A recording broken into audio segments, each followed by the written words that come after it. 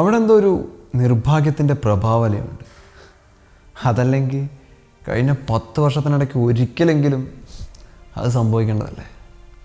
ഇതെവിടെ ശരിക്കും കൃത്യമായിട്ടുള്ളത്? തമിഴകത്തിൻ്റെ തലസ്ഥാനത്ത് ദൂരെ നിന്ന് നോക്കിയാലും ഭീതിപ്പെടുത്തുന്ന വലുപ്പത്തിൽ ഭാവം പൂണ്ടു നിൽക്കുന്ന നിർവിജയ കോട്ട, ചെന്നൈയിൻ എഫ്സിയുടെ മറീന അറീന. ചിന്തണ ചോലകൾ ചിന്താരകൾ ചോക്കണതോ മതയാനകൾ മ്ലാവ് കരിമ്പുലി കലിവാഴണ ഗാനനമോ. അവിടെ ഇതുവരെ ഒരിക്കൽ പോലും നമുക്ക് ജയിക്കാൻ പറ്റിയിട്ടില്ലേ. ചരിത്രത്തിൽ ഒരിക്കലും നമുക്കൊന്നും നേടാൻ പറ്റിയിട്ടില്ല. പക്ഷേ മാറ്റങ്ങൾ ഒരു നാൾ സംഭവിക്കുക തന്നെ ചെയ്യും. ആ മാറ്റത്തിൻ്റെ തുടക്കം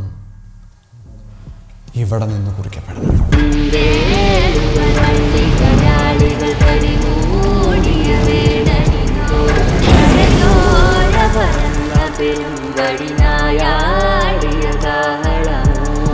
നിലവിൽ ചെന്നൈയിൻ എഫ് സി ടേബിളിന്റെ താഴെയാണ് നിൽക്കുന്നത്. അവർക്കിനി മുന്നോട്ടുള്ള യാത്ര ഒരു വൈൽഡ് പോസിബിലിറ്റി മാത്രമാണ്. എന്നിരുന്നാലും മറീന അറീനയ്ക്കും സദേൺ ഡെർബിക്കും അതിൻ്റെതായിട്ടുള്ള ആവേശ കഥ പറയാനുണ്ട്.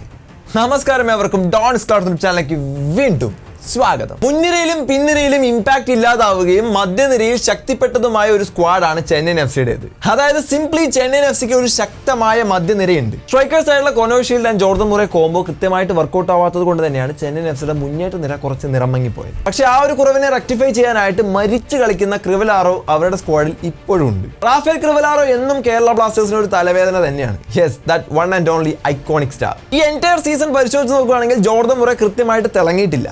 Except at one match. You know that Kerala Blasters vs Chennai FC മത്സരം. പുള്ളിയുടെ പഴയ ക്ലബായ കേരള ബ്ലാസ്റ്റേഴ്സിനെതിരെ കളിച്ചത് കൊണ്ട് തന്നെ ആയിരിക്കണം അത്രമേൽ ആവേശം അന്ന് ആ മത്സരത്തിൽ പുള്ളിക്ക് കാഴ്ചവെക്കാൻ സാധിച്ചത്.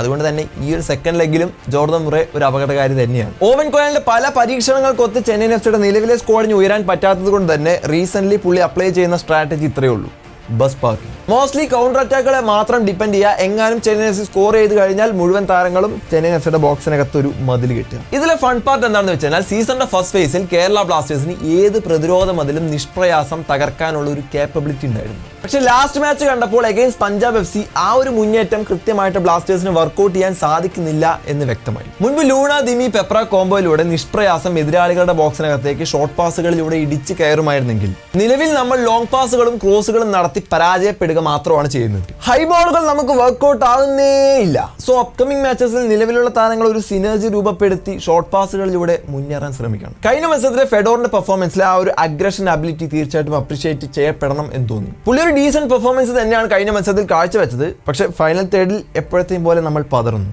ചെന്നൈയിൻ എഫ് സിയുടെ ഡിഫൻഡേഴ്സ് ആയിട്ടുള്ള സാർത്ഥക് ഗുലോയി ആൻഡ് റയാൻ എഡ്വേർഡ്സ് വളരെ മികച്ച ഫോമിൽ തന്നെയാണ് ഇപ്പോൾ നിൽക്കുന്നത്. മുൻപ് ചെന്നൈയിൻ എഫ് സിയുടെ 2 ഫോറിൻ ഡിഫൻഡേഴ്സ് ആയിട്ടുള്ള ലാസർ ക്രക്കോവിച്ച് ആൻഡ് റയാൻ എഡ്വേർഡ്സിനെ ഒരുമിച്ചാണ് കളത്തിലേക്ക് ഇറക്കിയിരുന്നത്. പക്ഷേ ഇപ്പോൾ ഓവൻ കോയൽ ചെറിയ മാറ്റങ്ങൾ വരുത്തിയിട്ടുണ്ട്. അതുകൊണ്ടൊക്കെ തന്നെയാണ് നമ്മളെ ചെറുതായിട്ട് ഇങ്ങനെ കൺഫ്യൂസ് ചെയ്യിപ്പിക്കുന്നത്. ബൈ ദ വേ, ബ്ലാസ്റ്റേഴ്സിന്റെ നിലവിലെ മുന്നേറ്റങ്ങളിൽ ദിമിയോടൊപ്പം ഒഴുകിയെത്താൻ മറ്റുള്ള താരങ്ങൾക്ക് സാധിക്കുന്നില്ല, അല്ലെങ്കിൽ മറ്റുള്ള താരങ്ങളുടെ ആ ഒരു സ്ട്രാറ്റജിയിൽ ദിമിക്ക് ഒഴുകി ചേരാൻ സാധിക്കുന്നില്ല എന്നൊക്കെ നമുക്ക് വേണമെങ്കിൽ പറയാം. കാരണം പന്തുമായി ബോക്സിന്റെ മുൻപിൽ വരെ എത്തിയിട്ട് അവിടെ കൺഫ്യൂസായി നിൽക്കുന്ന താരങ്ങളെയാണ് നമ്മൾ ഇപ്പോൾ കണ്ടുകൊണ്ടിരിക്കുന്നത്.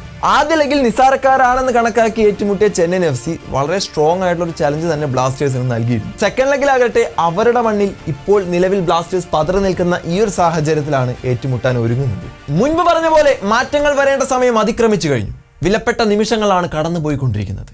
ഈ അവസരത്തിൽ പ്രവർത്തിക്കുക അല്ലെങ്കിൽ മരിക്കുക എന്നത് മാത്രമാണ് ചെയ്യാനുള്ളത്. പ്രവർത്തിക്കുക അല്ലെങ്കിൽ മരിക്കുക. പ്രവർത്തിക്കുക അല്ലെങ്കിൽ